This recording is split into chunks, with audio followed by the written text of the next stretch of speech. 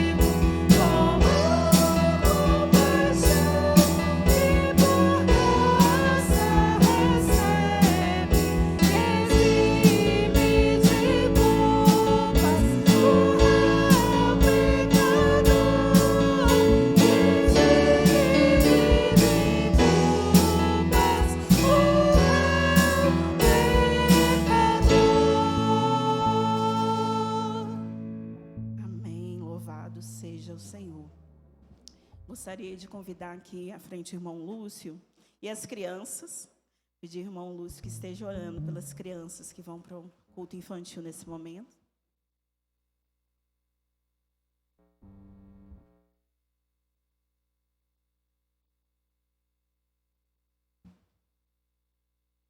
Helenas, Miguel.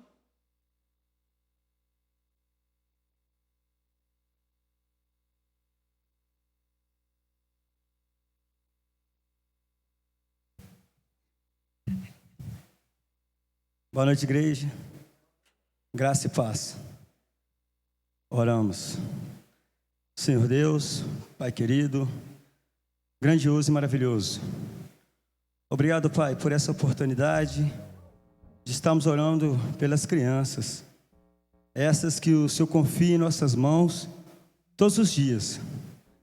Mas por isso precisamos, Senhor, sempre da graça do Senhor, para que podemos conduzi-las dia a dia na vida com o Senhor. Continua, Senhor, as abençoando, livrando de todo o mal desse mundo. E a volta agora às aulas, que elas possam exalar o perfume de Cristo. Amém. A cada dia. Amém. Assim nós oramos e agradecemos em nome de Jesus. Amém. Os irmãos podem se sentar. passar a palavra para o irmão Marcos. Vai trazer uma palavra sobre missões para nós nesse momento.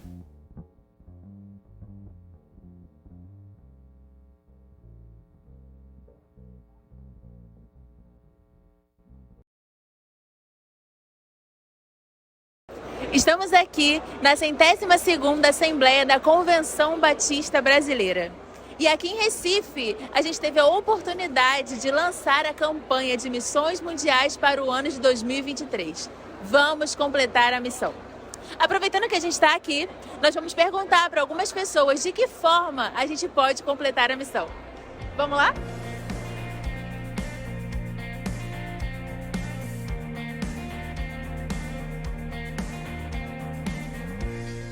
Ele disse que você tem que ser testemunha.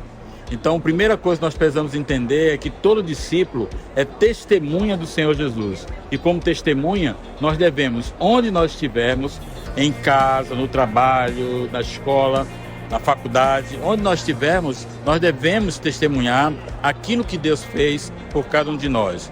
Fazendo todo o possível, mas principalmente orando pelos missionários que estão no campo. Se capacitando para que Deus te use aonde Ele quiser. Sempre sendo obediente a Deus. Cuidando das mulheres que necessitam de Jesus. Dependendo de Deus.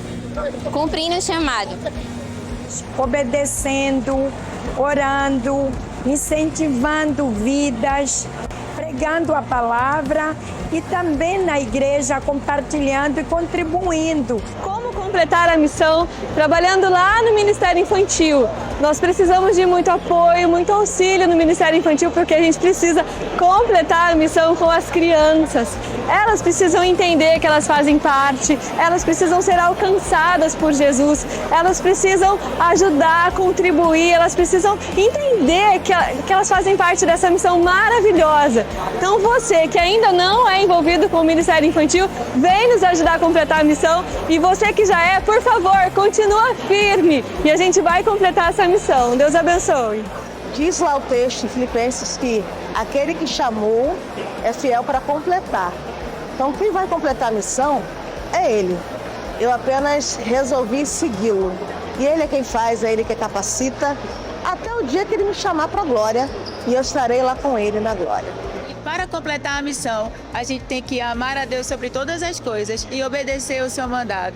Vamos sim fazer discípulos, levar a palavra de Deus, que mais pessoas conheçam o amor de Deus através das nossas vidas, que a gente não deixe de fazer discípulos e que sejamos testemunhas vivas do amor de Deus para conosco. E assim o mundo possa conhecer que só Jesus Cristo salva, que Ele é o Senhor, que Ele é a única esperança. E assim a gente vai completar a missão. Deus abençoe. Hola mis hermanos, Dios les bendiga. Le habla Marcos de Perú, de la Iglesia El Redentor en Chiclayo. Estoy aquí en Recife disfrutando este lugar y bueno, invitarles a ustedes que sigan amando al Señor a través de las misiones. Él nos dio ese propósito, el único motivo por el cual estamos aquí en la tierra es cumplir las misiones que el Señor nos encomendó. Un abrazo para todos desde español. Eu penso que eu só vou completar a minha missão quando eu estiver na glória. Aí é sinal de que eu fiz tudo o que tinha que fazer, que eu obedeci ao Senhor, obedeci o meu chamado, a minha vocação. Enquanto isso, a gente vai lutando e trabalhando e fazendo aquilo que Deus nos chamou para fazer nesse tempo.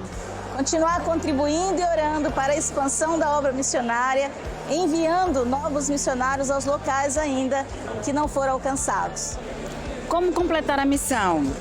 Completar a missão está em você colocar na brecha, na disposição do Senhor, aproveitar as oportunidades, sempre estar atento à sinalização do Espírito Santo de Deus. Isso pode ser no Uber, na sua casa mesmo, no seu ambiente de trabalho, na faculdade. Esteja atenta. Eu e você, que somos agentes do Senhor, podemos completar o ID do nosso Deus, falando através das nossas ações, da nossa vida, do nosso dia a dia. Complete a missão.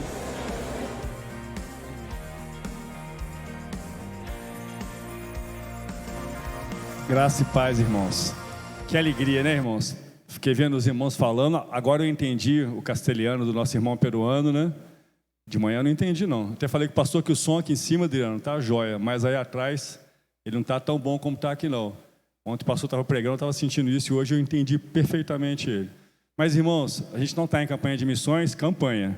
mas nós somos missionários 24 horas por dia. Não tem outro propósito na nossa vida senão adorar a Deus e testemunhar de Jesus. Não tem. Você está aqui, você saindo daqui, eu saindo daqui, dentro, fora. Parei agora para comprar um negócio. O rapaz falou comigo assim: onde que é o bar 44? Eu falei: rapaz, o bar 44 eu não sei não. Mas a igreja é aqui, ó. Entrega a sua vida para Jesus. Então é o tempo todo, irmãos, a gente tem oportunidade. O tempo todo a gente tem oportunidade de falar de Jesus. A igreja, o tema de missões mundiais é completando a missão. E a nossa igreja fez um envelope de missões, né? Adriana, junto com o pastor, os irmãos. Muito legal. Esse envelope vai ficar ali, irmãos.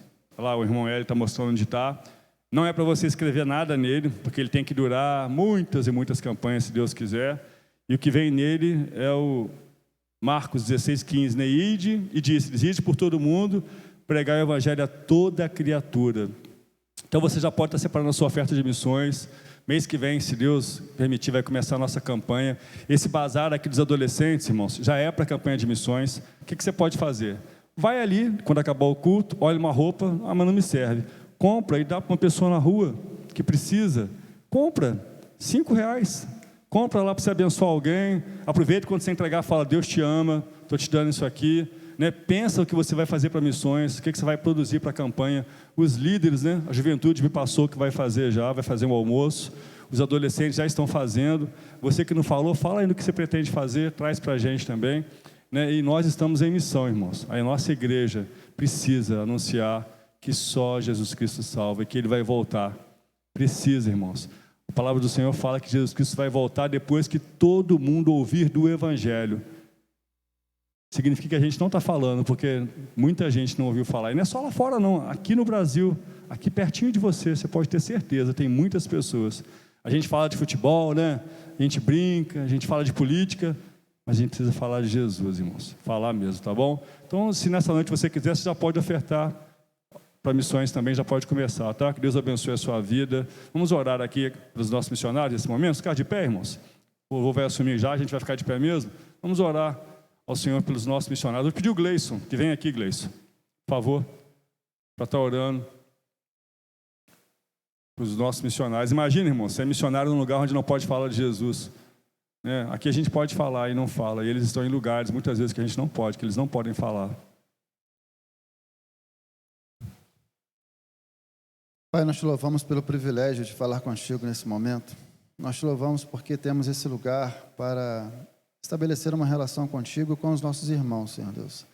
Nessa hora, Senhor Deus, nós estamos aqui com os nossos corações voltados a Ti, Pai Santo, pedindo ao Senhor em favor dos nossos missionários, de todos os que estão espalhados pela face da terra, proclamando a Tua palavra, levando o ídolo de Jesus, Pai Santo. A gente não pode ir, a gente não se dispôs a ir, mas a gente se dispõe, Senhor Deus, em ofertar, em contribuir, para que a Tua obra, Senhor Deus, seja completada lá fora também, Deus amado, nos campos. A gente sabe, Deus amado, do perigo que acontece lá. E para tanto, Senhor Deus, nós pedimos ao Senhor que esteja guardando, esteja protegendo, cuidando das famílias, Senhor Deus, dos missionários.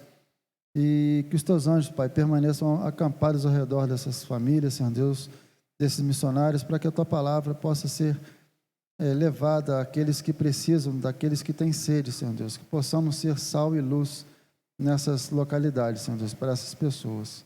Assim nós oramos, ó Deus, pedindo que o Senhor também toque no coração da Tua igreja, que a Tua igreja se empenhe em contribuir para que o nosso alvo seja alcançado, em nome de Jesus. Amém, Senhor.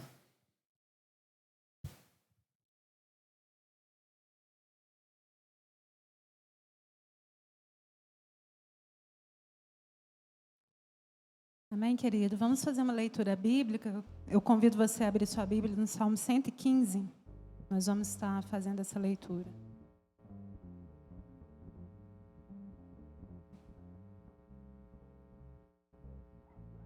Amém?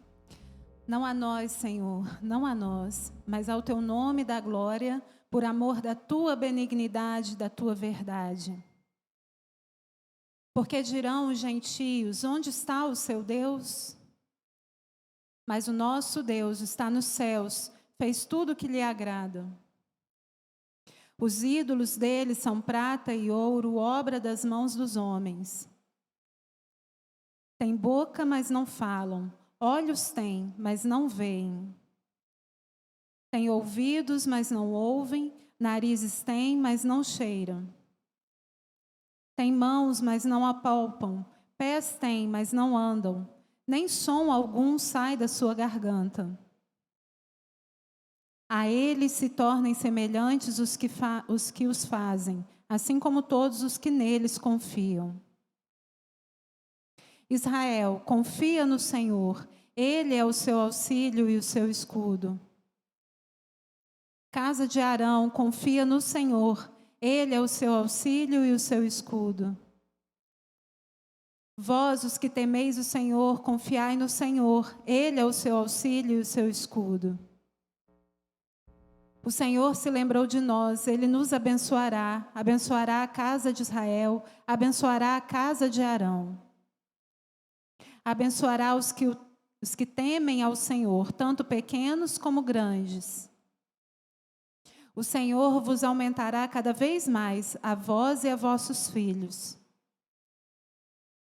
Sois benditos do Senhor, que fez os céus e a terra. Os céus são os céus do Senhor, mas a terra a deu aos filhos dos homens. Os mortos não louvam ao Senhor, nem os que descem ao silêncio. Mas nós bendiremos ao Senhor, desde agora para sempre. Louvai ao Senhor. Vamos recitar o último versículo? Mas nós bendiremos ao Senhor, desde agora para sempre. Louvai ao Senhor. Amém.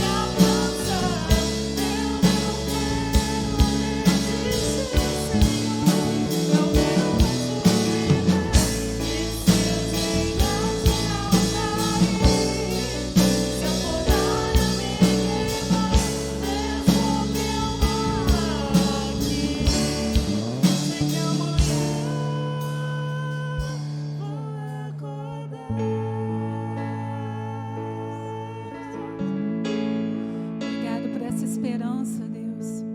Muito obrigado, Deus, porque o Senhor não nos frustra, nós podemos confiar em Ti, nós podemos descansar no Senhor, ó Pai. Deus, muito obrigado, Senhor, por Tua graça. Deus, muito obrigado por Teu amor, Deus. Muito obrigado, Deus, pela paz que experimentamos em Ti e encontramos só em Ti, Senhor. Obrigado, Senhor Jesus. Louvado seja o Teu nome, Deus.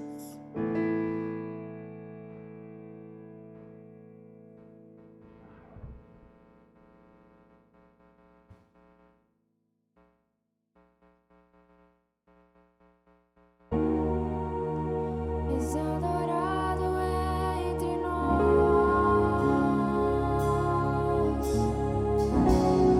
tão desejado aqui.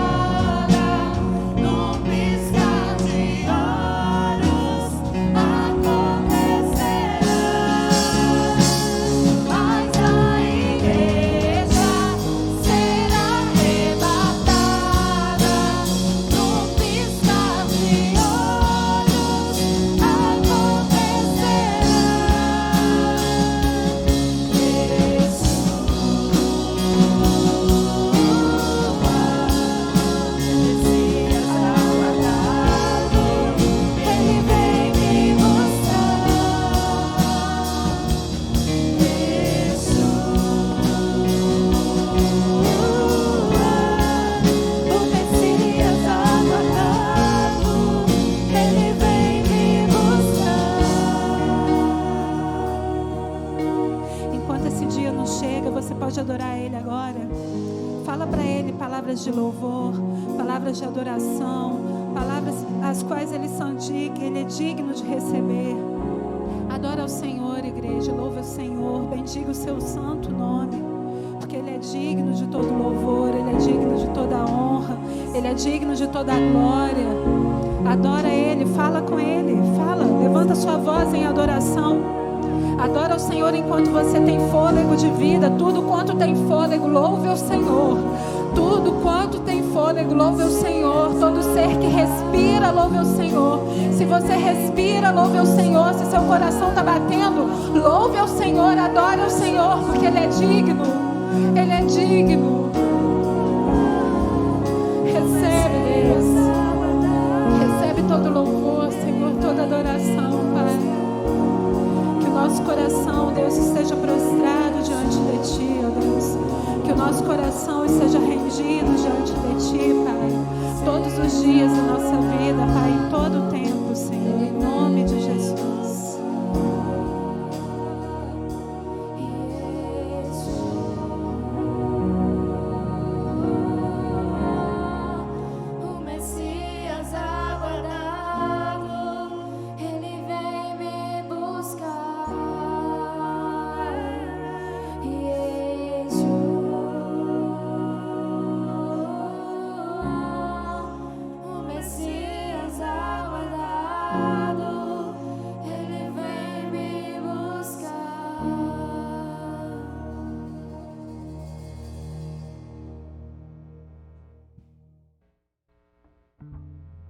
Podeis sentar, igreja.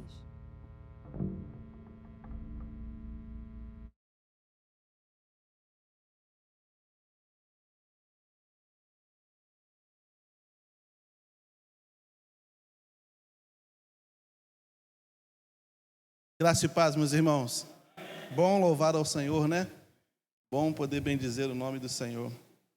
Todos são muito bem-vindos aqui. Muito obrigado, meu irmão Rodrigo, né? Obrigado por você ter vindo, Rodrigo. Deus te abençoe.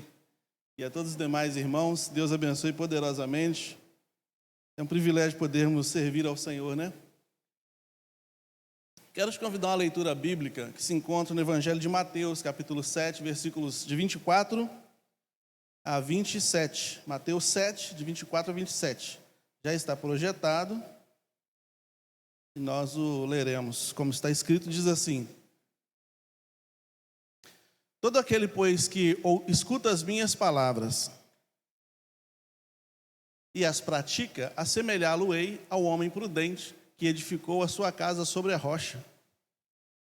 E desceu a chuva, e correram os rios, e assopraram os ventos, e combateram aquela casa, e não caiu, porque estava edificada sobre a rocha.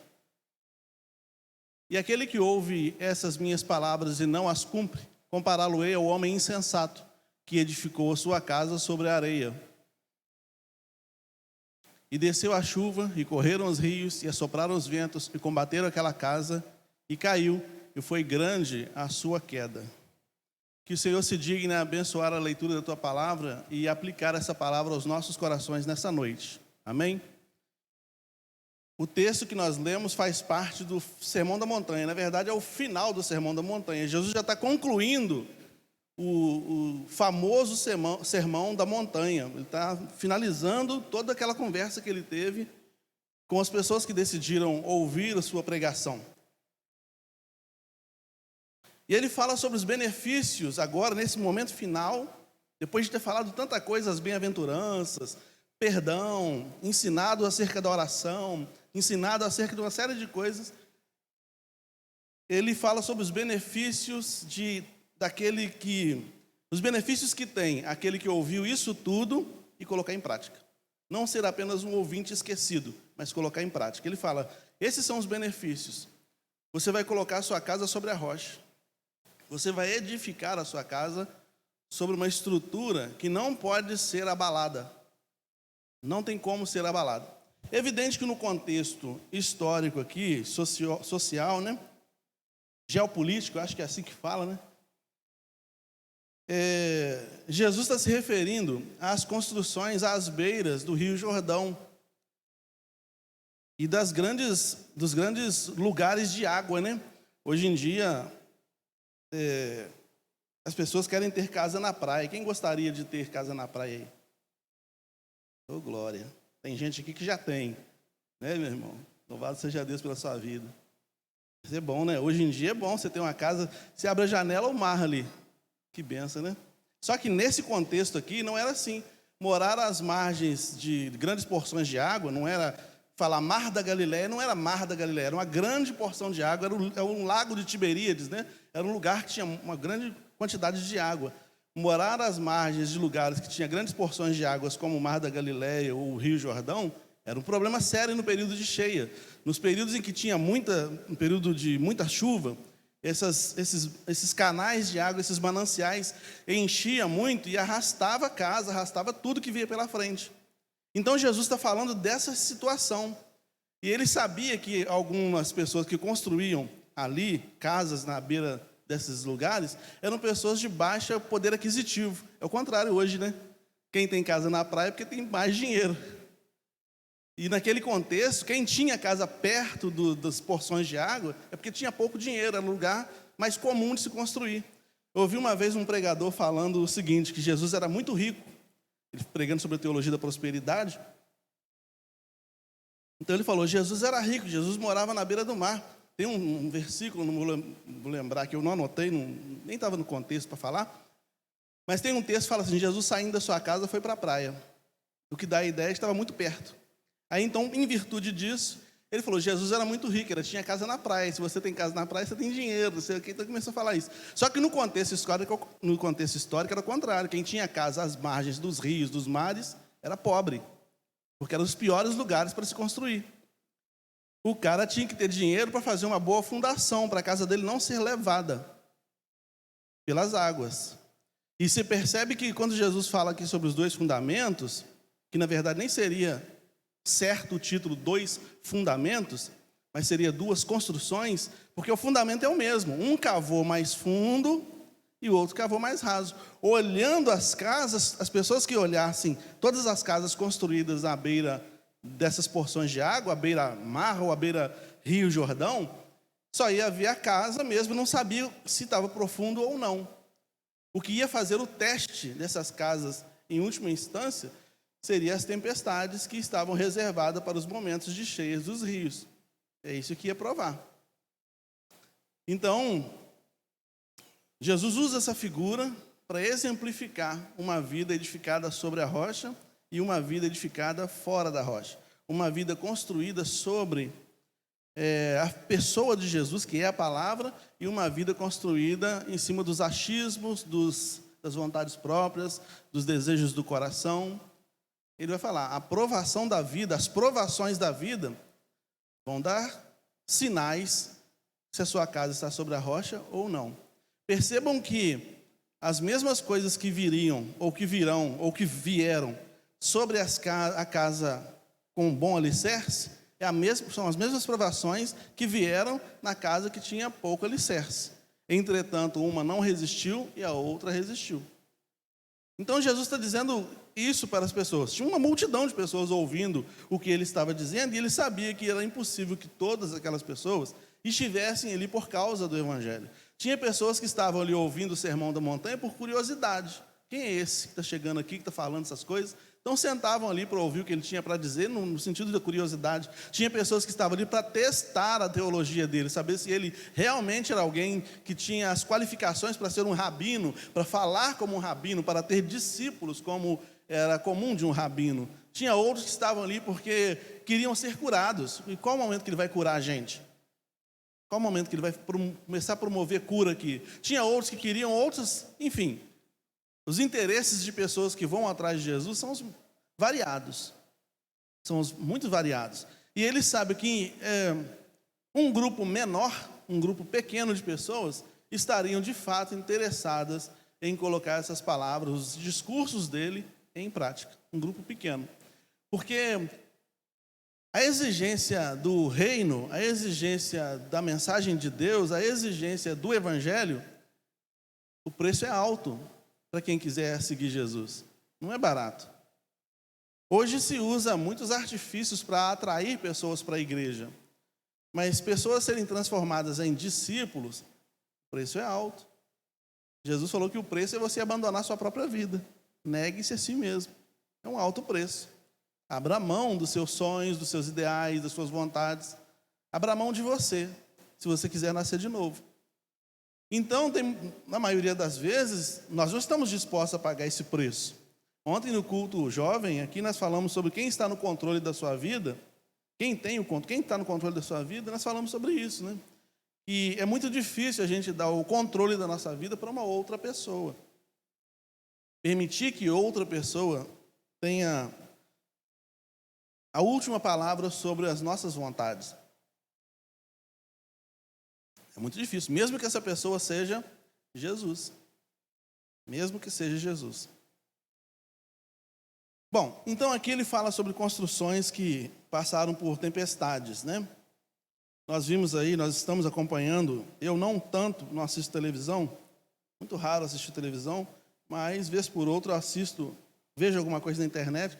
Já passaram mais de 33 mil mortos dos terremotos na Turquia e na Síria, região de nascimento do Paulo de Tarso, né?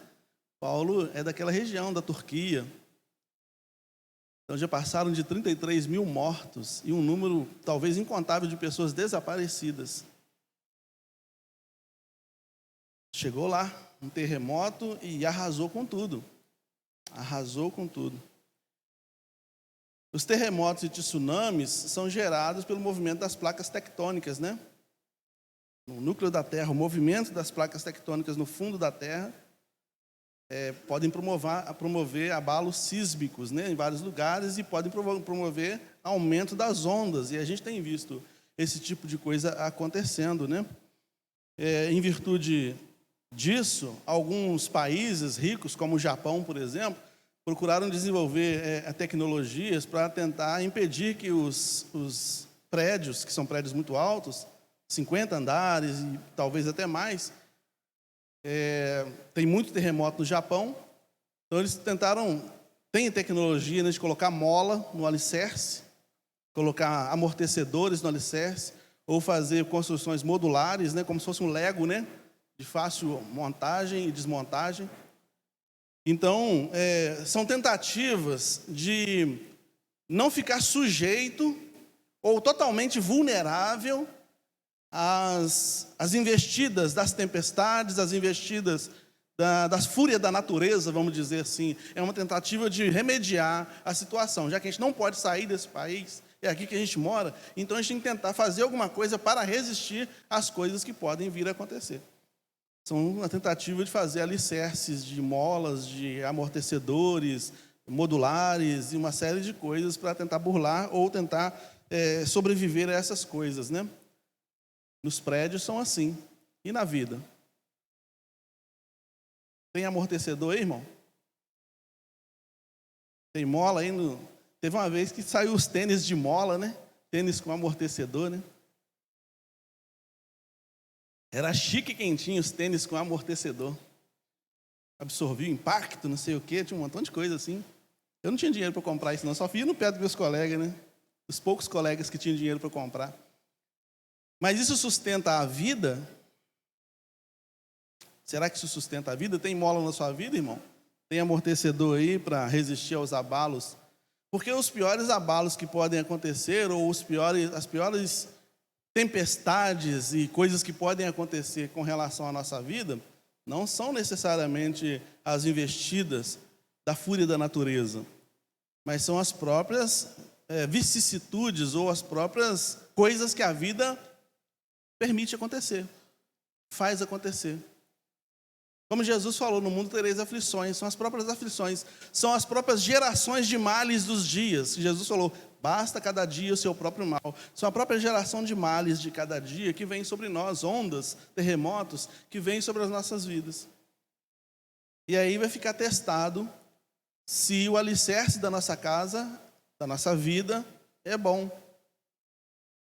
Só permanece de pé quem está firmado em Jesus. Só permanece de pé quem está firmado no Evangelho. Fora do Evangelho, não tem condições.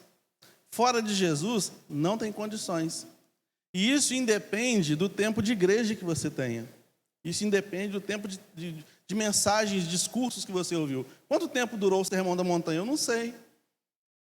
Será que foi um dia inteiro? Será que foi algumas horas? Eu não sei quanto tempo durou. Mas eles ouviram um longo discurso sobre vários temas da vida. Os mais variados temas da vida. Jesus falou de dinheiro, falou do diabo, falou de tudo, falou de casamento, falou de tudo, tudo. Todos os temas da vida foram abordados no Sermão da Montanha. O que Jesus está dizendo é o seguinte: se tudo isso for aplicado nas várias situações da sua vida vai ficar firme, se você aplicar. São vários temas que a nossa vida desenvolve. E se você aplicar isso nos temas da sua vida, todo o evangelho nos temas da sua vida vai ficar firme quando as tempestades vierem nos temas que forem vir, nas direções que vierem, você vai estar firme. Caso contrário, você não vai aguentar.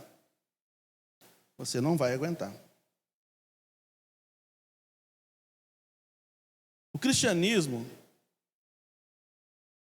assim como o judaísmo, acredita no discipulado, na conversão um por um, no trabalho de um por um, não necessariamente nas massas, na construção de um por um, no aprofundamento de um por um. Essa era a proposta. Os discípulos tinham essa proposta. Jesus tinha essa proposta. Ele não acreditava muito nas massas, nas multidões que andavam atrás dele. Ele sabia que as vontades no meio daquelas multidões eram variadas. Quando ele fez o teste e falou assim: a partir de agora não farei milagre mais, todo mundo foi embora. E só ficaram os 12. E ele falou: e vocês? Aí ele deu mais uma soprada ainda para ver se aquelas 12 casas cairiam, aqueles 12 discípulos. E vocês vão embora também? Não tem milagre mais não. O que eu vou fazer agora é pregar o evangelho, só. Sem milagre, sem multiplicação de pães, sem nada. Aí Pedro dá a resposta. Ele fala: para quem iremos nós se só o Senhor tem as palavras de vida eterna? Então ele fala: eu não estou interessado em milagre, Jesus. Não me importa se o Senhor vai multiplicar pães, eu chego a arrepiar. Não me importa se o Senhor vai multiplicar pães, se o Senhor vai curar alguém, se o Senhor vai fazer alguma coisa, vai levantar algum defunto. Isso não me importa. O que me importa é que do Senhor saem as palavras de vida eterna. Qual outro mestre nós vamos seguir? Qual outro mestre? Para quem iremos nós? Qual outro mestre vai cuidar da gente como o Senhor cuida? O Senhor não está preocupado necessariamente com o nosso físico, com o nosso exterior, mas o Senhor está preocupado em nos construir por dentro. Quando o Senhor fala, o Senhor nos estrutura por dentro. O Senhor nos pastoreia. Qual outro mestre vai fazer isso? Os mestres rabinos estavam muito dispostos a transferir informação. Transferir informação. Como um professor faz. Jesus estava preocupado em reconstruir vidas. E Pedro captou isso. Ele falou: para quem iremos nós? Se todo mundo quis ir embora, deixa aí. Ele estava interessado nos milagres. E aí nós cantamos aqui: e se, né? E se alguma parte da nossa casa for levada pela tempestade? Para quem iremos nós? E se a vida começar a falar não para a gente? Para quem iremos nós? Será que nós estamos atrás de Jesus quando tudo dá certo? Só quando tudo dá certo? E quando as coisas não derem certo, não forem exatamente o que nós quisermos que sejam? Minha mãe internou numa sexta-feira e morreu na segunda. Ela internou na sexta-feira, meu irmão levou ela para o hospital, ela internou. Estava falando, estava bem. Vou fazer uma consulta para ver o que está acontecendo. Ela estava com a barriga inchada e internou. Quer dizer, internou não, ela foi fazer a consulta, o médico falou: você não pode sair daqui, você vai ter que ficar aqui para bateria de exames e uma série de coisas. Isso na sexta-feira. No sábado de manhã, já foi entubada. E aí eu, meu irmão da Assembleia de Deus, reunimos todo mundo, começamos a orar, pedindo a Deus a cura, pedindo a Deus que trouxesse ela de volta. Mas na segunda-feira de manhã chegou a notícia: ela morreu. E aí? Tem horas que Deus fala não. Tem horas que Deus fala não. Tem horas que você chora, implora, grita, rasteja no chão, faz tudo. Mas Deus fala não. E aí, para quem iremos nós? Se só o Senhor tem as palavras de vida eterna. Então, a exemplo dos 12, ou pelo menos a exemplo de 11 dos 12, não nos convém ir atrás de Jesus por causa das coisas que Jesus faz. Porque o dia que ele deixar de fazer, sua fé vai embora. Enquanto as coisas que Jesus fizer for alimentando a sua emoção, você vai ficar com ele. Até o dia que o que ele fizer vai frustrar a sua emoção. E semana passada, né? Ontem foi semana passada. Ontem a gente estava falando sobre quem terá o controle sobre a sua vida e o Marcão me deu uma ideia que não me ocorreu durante a mensagem, né? A gente estava falando sobre emoção, sentimento e atitude. Muitas vezes uma emoção pode ser alimentada, virar um sentimento, e a gente vai agir em cima daquilo, né? E o Marcão me lembrou de Caim. Aconteceu isso com Caim. Caim oferece um sacrifício a Deus, Deus rejeita o sacrifício, ele se frustra com aquilo, e agora ele quer descontar essa frustração dele em alguém. Ele permite que isso vire um sentimento nefasto dentro dele, e ele precisa achar um alvo para descontar aquela... Ele não tinha como atacar Deus. Deus rejeitou, mas Deus eu não tenho como. Tem que vir alguém, alguma coisa para eu descontar essa ira. E ele mata o irmão dele por causa disso. Então, se a nossa vida não estiver alicerçada no Evangelho, se a nossa casa não estiver alicerçada na rocha que é Jesus, se não tiver, vai acontecer esse tipo de coisa conosco. Sentimentos nefastos vão ter facilidade de se criarem dentro de nós e levarão as nossas vidas à ruína. Como nós dissemos aqui, ou como é apresentado no texto, olhando as casas, não se via o alicerce, só as casas. Às vezes uma casa muito bonita, mas o construtor preguiçoso não fez um alicerce profundo. O vento veio e levou, a chuva veio e levou, a tempestade veio e levou. O que eu estou dizendo com isso? Ou o que Jesus também quer dizer com isso? Que muitas vezes a aparência é boa, a estética atrai, a estética é boa. A estética da igreja tal, nossa, eu sou membro da igreja tal, eu sou discípulo do pastor fulano, eu sou. A estética é bonita. Eu tenho 30 anos de convertido, 30 anos de igreja. Você sabe quanto tempo que eu tenho de batismo? Eu sou um batistossauro. Você não tem ideia de com quem você está falando. Então a estética é bonita, estou respeitado na sociedade. Você chega e o pessoal, nossa, esse aí é um batista em quem não há dolo. Esse aí é batistão mesmo. Mas cadê o alicerce? Tem alicerce? Se tiver alicerce, está bom. Se você conseguir juntar as duas coisas, ótimo. Mas se não, é bobagem. A vida vai colocar isso à prova. A vida vai testar. Os ventos testam as raízes das árvores. E as tempestades da vida testam a raiz da nossa fé.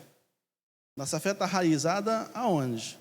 Nos nossos conceitos, nos nossos valores, nas nossas percepções, nas nossas filosofias. Como eu falei da amiga minha que perdeu a mãe, e ela falou que foi consolada pelos filósofos, os grandes filósofos, Schopenhauer, Kant, Weber, sei lá, tem das quantas, um monte de gente aí famosa aí que... Lendo esse pessoal, minha vida ficou mais estabilizada. Eu falei, filosofia sustentou a vida dela, está tomando o alicerce que era de Jesus. Paulo também fala sobre isso. Paulo fala assim, olha, Cristo é a base. E em cima dele você vai fazer uma construção. E aí você tem que ver com o que você constrói. Se com madeira, com pedras preciosas, com feno. Qual material que você vai usar? Saiba que o fogo vai testar isso tudo. Na hora que o fogo vier, ele vai testar a sua construção, ver se ela resiste mesmo, se ela foi bem feita. Cada pessoa transformada transforma o seu mundo. Essa é a proposta do cristianismo. Marcos está falando sobre campanha de missões, completar a missão. Cada pessoa transformada, cada pessoa que recebe o evangelho, ele tem potencial de transformar o seu mundo. Por isso o investimento em um por um. Por isso Jesus fazia isso. Jesus pegou 12 e falou, vou treinar esses caras e eles vão revolucionar o mundo. E assim foi. Jesus, se fosse um pregador da teologia da prosperidade, talvez ia ficar encantado de ver multidões, né? Minha igreja é boa, minha igreja é maior do que a igreja de João. João Batista tinha um grupinho de discípulos. Mas Jesus tinha multidões. A igreja de Jesus era boa. Uma vez o Senhor me deu uma mensagem, eu preguei uma mensagem numa igreja aqui em Juiz de Fora, a igreja do pastor Jesus. Aí eu falei, olha, já pensou se nessa rua aqui, ali na frente, você visse uma loja desocupada, uma faixa assim, breve aqui, igreja do pastor Jesus. E fosse Jesus mesmo, aí, você gostaria de ser membro dessa igreja? Pessoal, claro, gostaria de ser membro da igreja de Jesus. Aí eu perguntando, né, por que você gostaria de ser membro da igreja de pastor Jesus? O pastor é Jesus. Falei, mas o problema muitas vezes não está no pastor, está no discípulo. Judas era discípulo de Jesus, não era? Não adiantava nada. Na igreja de Jesus, a igreja de Jesus tinha 12 membros. Tinha problema. Com 12 membros, tinha problema. Tinha inveja. Não tinha inveja? Pedro começou a perguntar, Jesus ressurreto, ele não ficou encantado com a ressurreição de Jesus, ele estava preocupado com João. Jesus ressurreto, andando com eles, ele estava doido para perguntar. Ele falou, eu vou perguntar, não vou aguentar, eu vou perguntar. Jesus, o que vai ser do João? Aí Jesus olha para ele e fala, Pedro, deixa o João para lá, vem você e me segue, cara. Está tomando conta da vida do João, cara. O João e o Tiago chamam a mãe deles como autoridade da casa para dar uma direta no Jesus, né? Ô, mãe, fala com ele, mãe. Fala com ele, mãe. Aí foi lá a mãe de Tiago e João e falou com Jesus assim, Jesus, quando você entrar no seu reino, coloca meus filhos lá. Coloca um do lado da direita, da esquerda lá. Auxiliados direto do Senhor, ajuda nós lá. Ajuda a nossa família lá, Jesus. Olha a igreja de Jesus. Quando Jesus virou as costas um pouquinho, estava fazendo um negócio aqui, eles começaram a brigar lá. Ó, Jesus está falando negócio de morrer aí, vai em Jerusalém, vai ser preso, vai ser morto. E aí é o seguinte, quando Jesus quem vai, ó, eu vou mandar vocês, hein? Sou mais velho. Começaram a discutir entre eles qual que era o maior. A igreja do pastor, quando eu comecei a falar isso, sobre a igreja do pastor Jesus na sua rua aqui, irmão, se abrir, vai ter isso, hein? O pessoal, mas era assim a igreja de Jesus? Foi só você ler na Bíblia. É porque a gente acha que ser membro da igreja do pastor Jesus era andar sobre as águas, é ver pão multiplicado o tempo todo, era uma maravilha. Não era, não. Jesus chamava os discípulos dele, muitas vezes chamou os discípulos deles de perversos, né? De idiotas. Ele ficava bravo, vontade de dar um tapa no pé do ouvido de um Pedro daquele. Está achando que vida de pastor é fácil? Nem a vida do pastor Jesus era fácil. Jesus falou, até quando eu vou ter que suportar vocês, cara? Pelo amor de Deus, vocês estão como meninos. Muito embora tenha alguns historiadores que acham que os discípulos eram de fato novos demais, né? Não tinham mais de 20 anos de idade. Eram jovens demais. O mais jovem deles todos, talvez com 14 ou 15 anos, era João. Mas isso é uma conversa para outro dia. Mas vocês estão agindo igual meninos. Até quando eu vou suportar vocês? Jesus querendo largar a igreja, deixar o ministério. Ficar de problema. Quer fazer parte da igreja do pastor Jesus? Quer, meu irmão? Você já faz parte dela, tá? Já faz parte dela. Mas fica firme nela. Fica firme na igreja do pastor Jesus, porque fora da igreja do pastor Jesus, e aí eu não estou falando de manancial, estou falando da igreja triunfante. Fora da igreja do pastor Jesus, não tem salvação. Só ele tem as palavras de vida eterna. Ele é o bom pastor.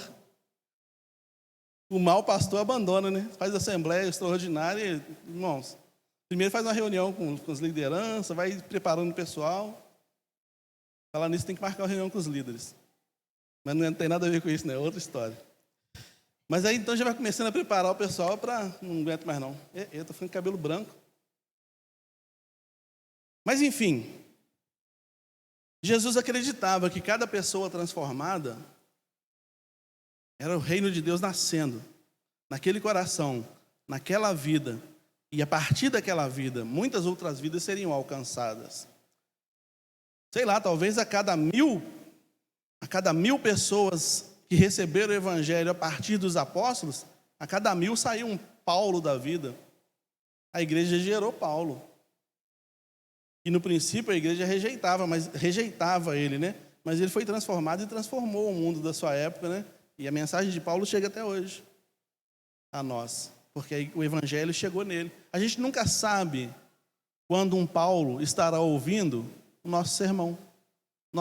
Como o Marcão falou aqui, o rapaz perguntou sobre o bar, ele falou, mas você tem que aceitar Jesus. Esse cara vai e aceita Jesus, e se torna um grande pregador do evangelho. Amém? Ei, a gente não sabe. Por isso, investimento em cada vida, em cada pessoa. O investimento em cada pequena oportunidade de falar do Evangelho. Cada pequena oportunidade. Você nunca sabe quando vai encontrar um Paulo.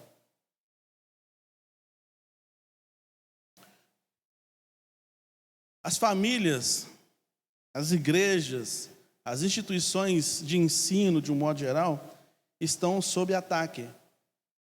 Sob ataque severo por parte das trevas.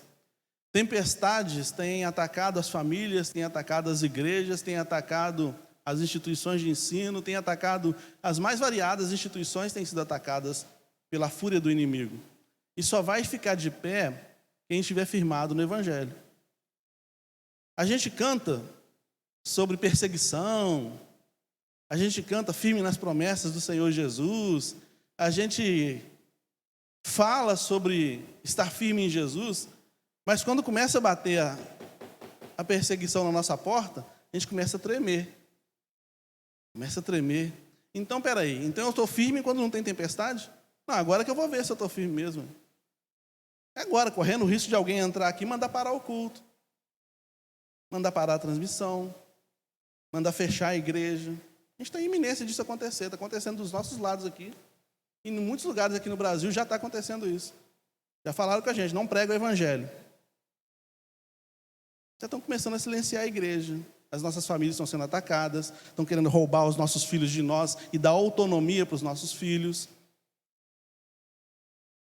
Se você falar mais alto com o seu filho, você pode ser processado. Eu sou do tempo, e eu creio que alguns aqui também são, em que a mamãe falava assim, vou chamar seu pai. O pai era uma instância superior, né? Quando ela não dava conta do seu, vou chamar seu pai, você vai ver só. E aí a gente imediatamente obedecia à mãe, porque o pai era SWAT. O pai era o esquadrão da morte, que meu Deus do céu, tem que fazer alguma coisa antes que meu pai chegue por aqui. Você sabe que hoje em dia inverteu, né? Vou chamar sua mãe.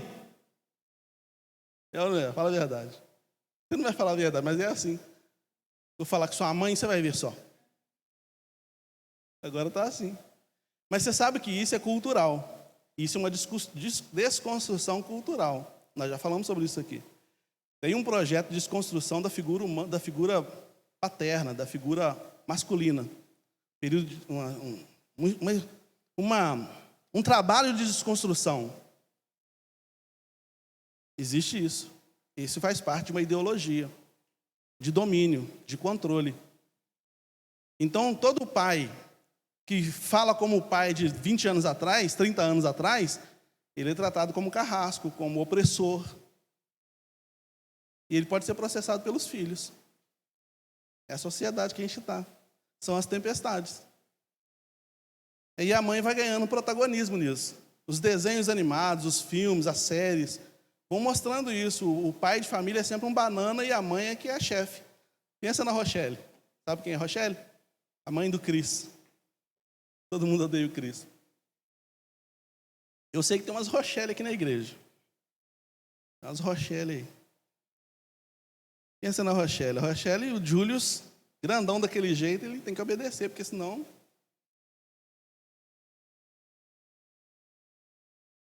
As mulheres hoje, elas estão se tornando mãe dos maridos. Mãe dos maridos, é isso mesmo que eu queria falar.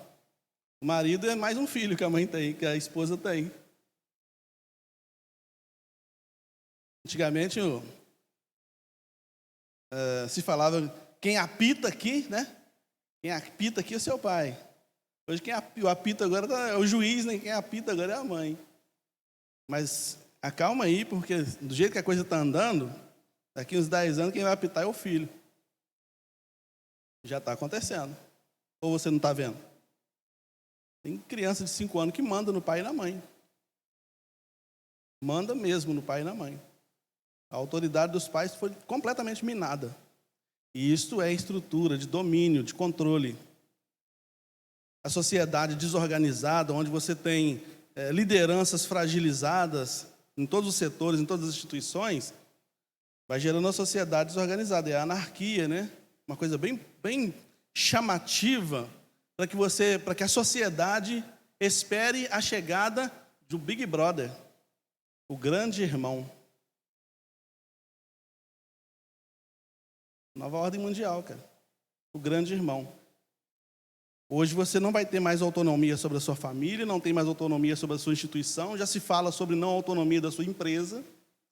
Tudo é do Estado. Quem manda na sua vida, quem manda em tudo é o Estado. Quem manda no seu filho, na sua empresa, nos seus bens, nas suas heranças, nas suas propriedades, tudo é o Estado. Isso não tem nada a ver com o Brasil só, não. Tem a ver com o mundo inteiro. Isso está direto, tá? Geral. Dá uma pesquisada para você ver. Dá uma pesquisada sobre modernidade líquida, sociedade líquida. Procura isso lá depois. É um conceito criado por um polonês depois da Segunda Guerra Mundial.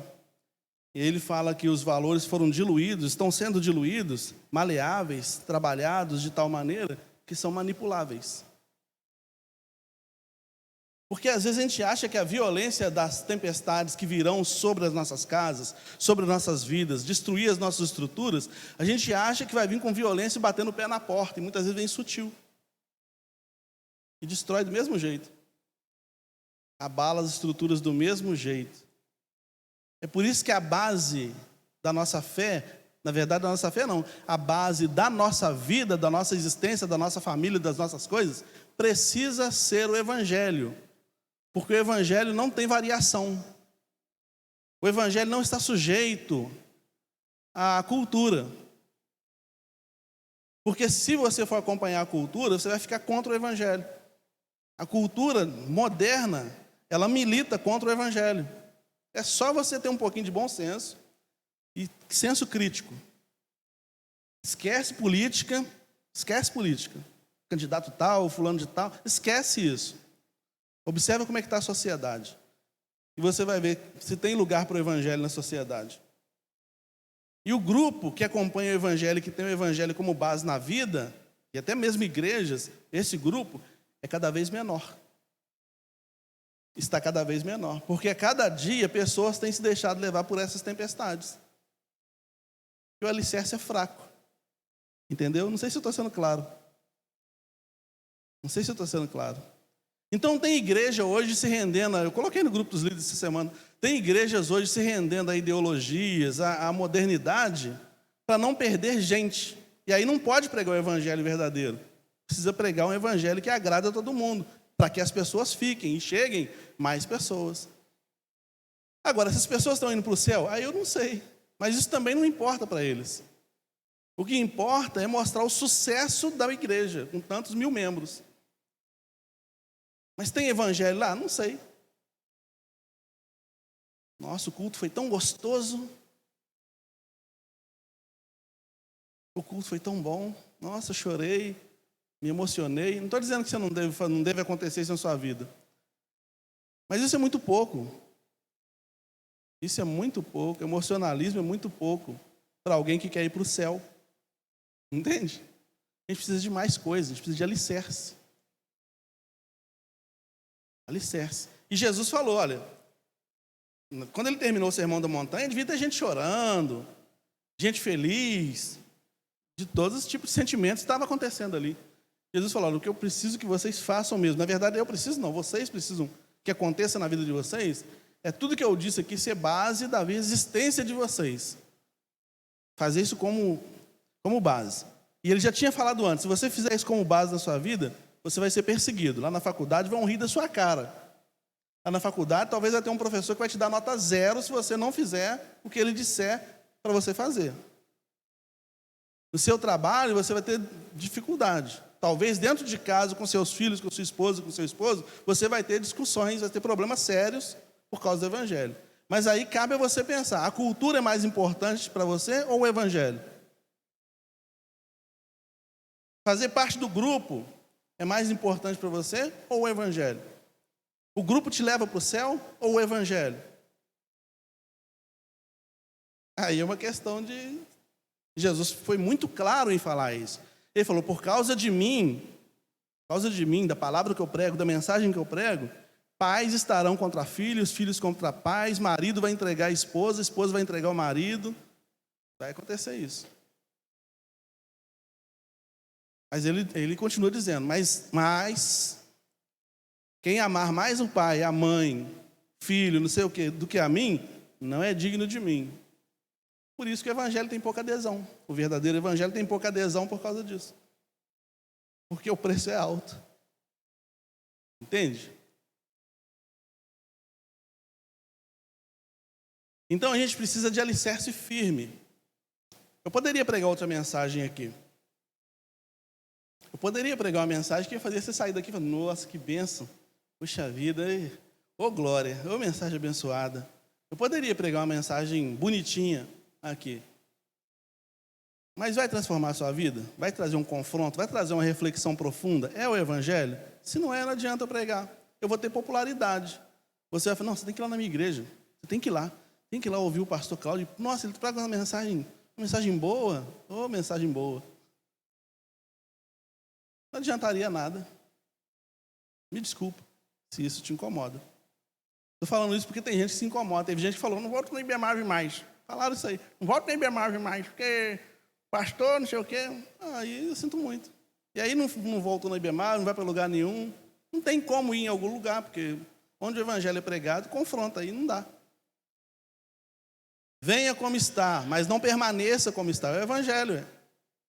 Não é o evangelho, não é isso? Então é isso. Então, essa desconstrução da figura masculina interessa àqueles que trabalham na aproximação, na chegada do grande irmão, né, do Big Brother, aquele que vai cuidar. O grande irmão, essa é a ideia do grande irmão, aquele que cuida. Big Brother, né, é aquele que cuida. Ele tem influência sobre a sua vida para cuidar dela, entre aspas. Tira toda a sua autonomia. Essa é a ideia.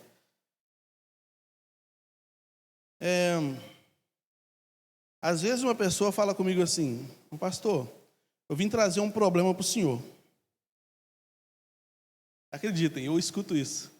Pastor, eu vim trazer um problema para o senhor. Aí eu, meu Deus, me ajuda. Me ajuda que esse irmão vai trazer um problema. Aí ele vai e conta um problema dele. Briguei no trabalho, eu fiz, aconteci, não sei o que tem na mais, briguei com a mulher, fala os problemas, fiz um empréstimo, não paguei, estou enrolado, SPC, aí vai falando problema. Aí eu fico pensando, ele trouxe problema para mim? Não, ele arrumou um problema para ele. Eu não tenho nada com isso não. Quem que brigou com a mulher? Foi você. Então, aí é você. Quem que fez a dívida? Você. Então, é contigo. A menos que o cara tentando me preparar para pedir um dinheiro emprestado. Mas aí é contigo o problema. Quem brigou no trabalho? Eu discuti com meu patrão. Quem vai perder o emprego? Não sou eu. Então você não trouxe problema para mim. É um problema seu. Eu não sou o Big Brother, eu não sou o grande irmão. Eu não tenho controle e ingerência sobre a sua vida. O que eu faço para essa pessoa é pregar o evangelho e falar, irmão, baseado na Bíblia, é interessante você fazer isso, isso, isso para remediar essa situação. Mas aí é com ele, não é comigo. Então não fica preocupado aí, eu vou levar um problema para o pastor, não. Você vai relatar o seu problema para mim, mas eu não vou dar conta de você. Ao contrário do que se pensa, né? Eu não vou dar conta de você. A Bíblia diz que cada um dará conta de si. Eu vou dar conta de você à medida em que eu falar contigo o que eu estou falando aqui. Se eu não estivesse falando o que eu estou falando, aí eu estaria aqui, meu Cláudio. Coloquei lá para você falar isso, você falou outra coisa. Você pregou lá da galinha pintadinha no púlpito, era para falar do evangelho, rapaz. Você divertiu o pessoal, mas não falou nada do evangelho, aí eu ia ter um problema com Deus. Mas se eu estou falando o evangelho, eu vou dar conta dos meus pecados. Quando eu chegar lá, Cláudio, você fez isso da sua vida, rapaz? Então, porque o alicerce não sou eu que coloco na sua vida. Não é o pastor, é você. Você escuta a mesma palavra que eu escuto. Você serve ao mesmo Jesus que eu escuto. Você tem a mesma Bíblia que eu leio. Você lê a mesma Bíblia que eu leio. Então, aplicar o evangelho na sua vida é contigo, não é comigo. Entende? Pessoas hoje abandonam o evangelho, abandonam as igrejas. Pessoas hoje abandonam as igrejas porque não suportam o evangelho. O evangelho hoje, para muito cristão, para muito crente, para muito batista, vamos falar do contexto batista, está ultrapassado.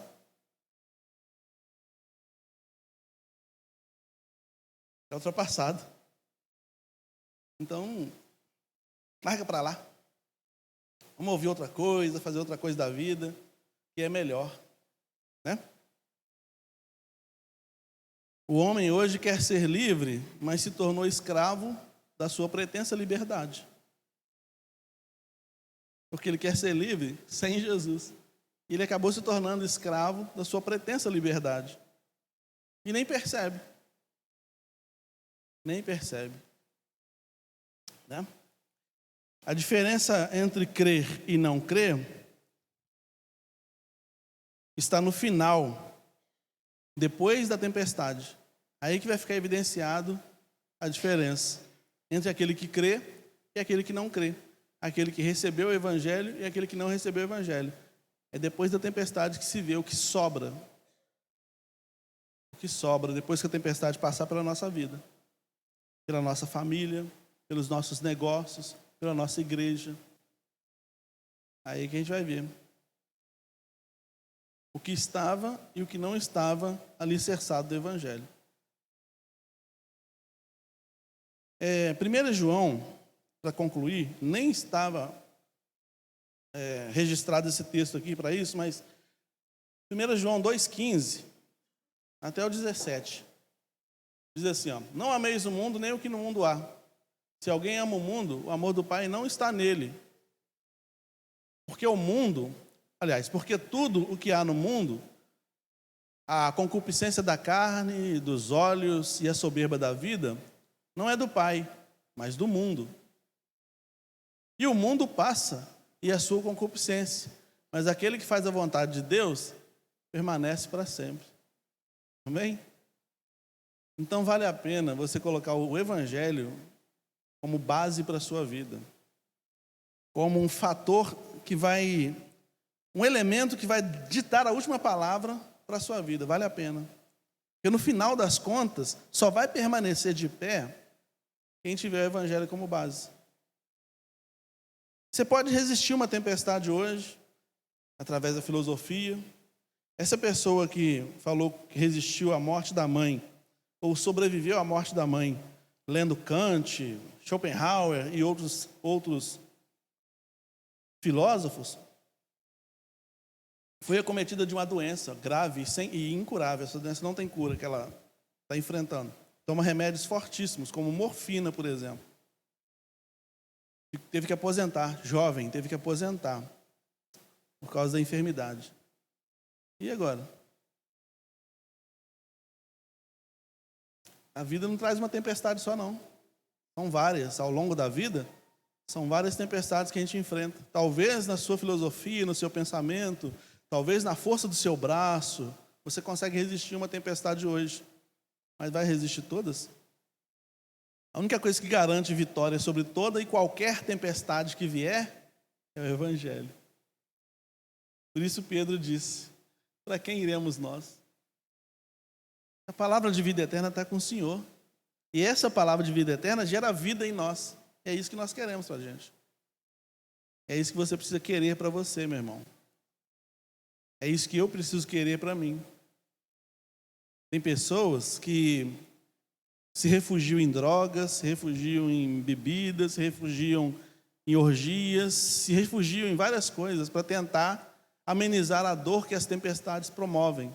Mas tão logo passe o efeito, tão logo passe o torpor dessas coisas, a dor vem maior.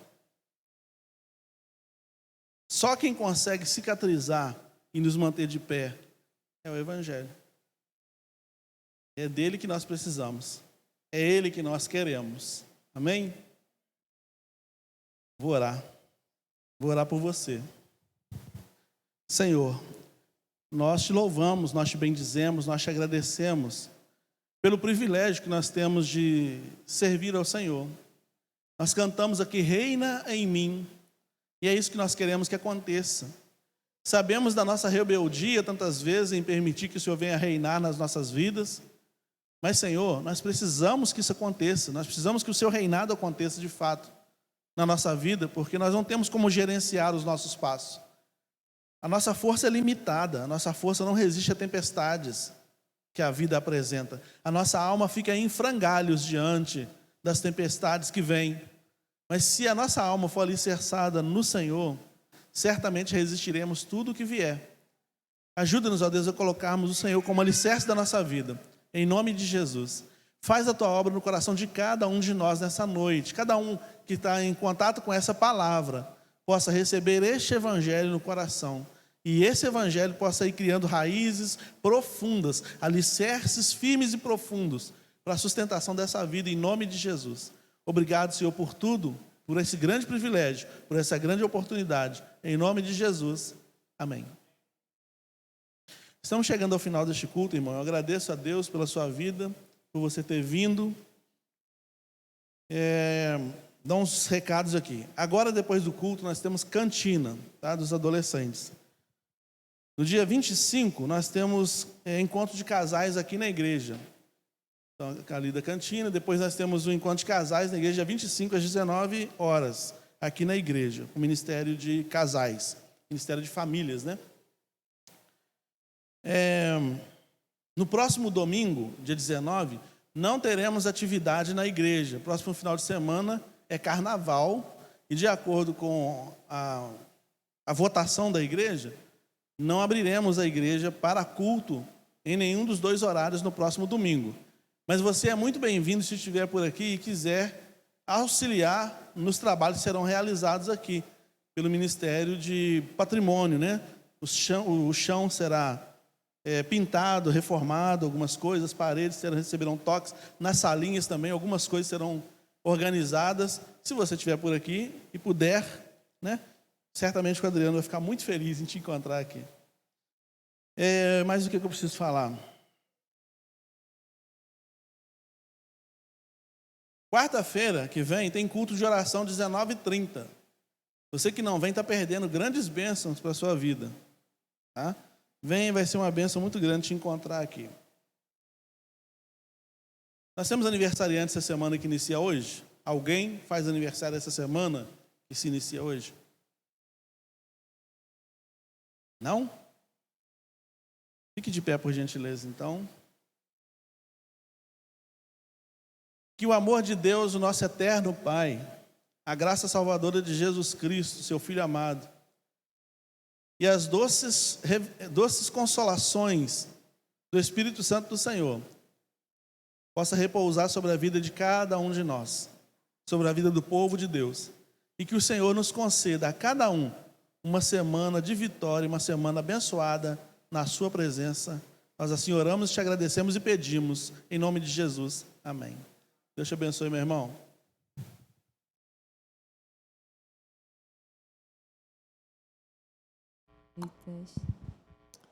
Irmãos, nós vamos estar louvando ao Senhor, e como nós esquecemos, nós vamos dar agora a oportunidade para os dízimos e ofertas.